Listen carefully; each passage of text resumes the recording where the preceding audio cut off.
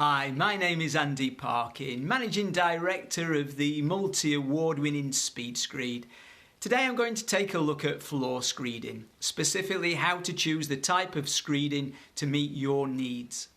At the most basic level, floor screeding is simply applying a combination of sand, cement and water to an existing floor base to provide a strong, stable surface on which to apply a top flooring layer. Although the process is simple, there is a lot more to it than just placing the mixture and walking away.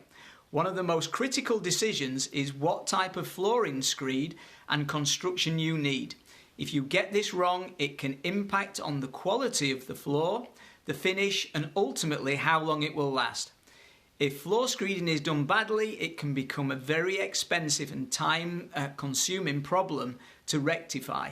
So let's look at the types of floor screeding and how you can get it right the first time. So choosing the right floor screeding. Traditional screed is made by combining and mixing sand and cement with water to ratios from 1:3 to 5. To create a level floor base for the final flooring finish. There are several different brands around, each of which lends it well to a variety of projects. To make the right decision, you will need a good understanding of the types of screed and what they are used for. So we'll go over them here. You've got free-flowing screed. This flooring screed is also known as self-leveling and self-compacting, and is popular because it's easy to place and the final result is always consistently reliable. However, in areas that are likely to get wet, these are not a good choice. They can't be used as a final surface either, so a top layer of flooring would need to be installed. Then we have floor leveling compounds. This is different from the free-flowing screed in that they are used, or can be used, as a final top layer. This screed helps with the leveling the floor and also makes a strong, reliable base for top flooring solutions like tiles or vinyl. These compounds are more expensive than other solutions, but are good floor screeding options in areas like factories, warehouses, and other high-trafficked areas. Structural screeds. Structural screed is great where you have a precast surface already in situ.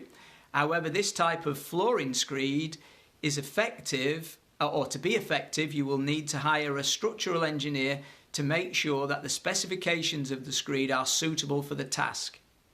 Things like load, flexibility, and so on must be considered before settling on your final choice.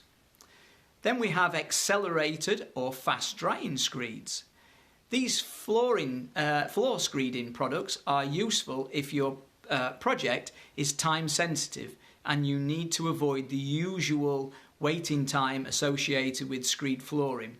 Depending on the thickness of the screed level, this floor screeding solution could reduce your timescale significantly. Some brands allow the floor to be used from around 3 days following application, when compared to 110 days drying for a 75mm screed layer.